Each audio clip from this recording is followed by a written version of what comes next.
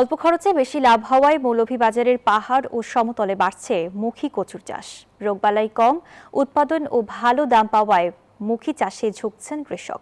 সবজি চাষে চাষিদের উদ্বুদ্ধ করতে পরামর্শ দিয়ে পাশে রয়েছে কৃষি বিভাগ। শেখ সিরাজুল ইসলাম সিরাজের তথ্যচিত্রে ডেস্ক রিপোর্ট। কম খরচে বেশি লাভ হওয়ায় মৌলভীবাজার জেলার পাহাড় ও সমতলের মাটিতে প্রতি বছর বাড়ছে মুখী কচুর চাষ। পরিচর্যায় ব্যস্ত চাষিরা।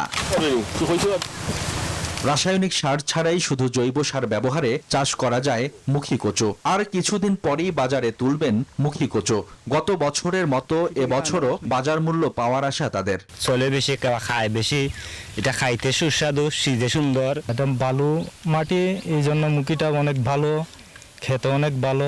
আবহাওয়া অনুকূলে থাকলে প্রতি বিঘায় 70 থেকে 80 মন মুখী উৎপাদনের আশা চাষিদের। ফসলটা ভালো। এখন আমাদের মাটিটা হইলো বেলে দোআঁশ মাটি, বালু মাটি মিক্স, এই জন্য আমাদের ফসলটা বড় বড় হয়, খাইতে খুব সুস্বাদু। আর আমাদের এই ফসলটা অন্যান্য জায়গায় খুব ভালো চাহিদা।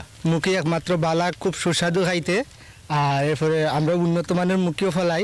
সুবিধা আমরা সব পাইছি, কৃষির কর্তা না থেকে সুযোগ আমরা পাইতাম না। বেকার শত শত মানুষ আমরা বেকার আছি, যে মুখী চাষ করলে আমরা কিছু কাম কাজ কইরা বাচ্চা কাচ্চা লইয়া চলতে পারে। মুখী কচু চাষাবাদে কৃষককে উদ্বুদ্ধ করতে নিয়মিত পরামর্শ ও গ্রেডিং বিষয়ে ধারণা দিয়ে সহযোগিতা করছে কৃষি বিভাগ।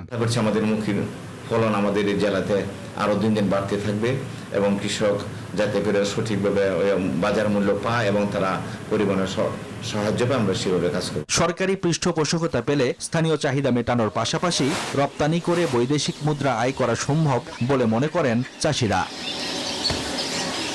Desk report, news 24।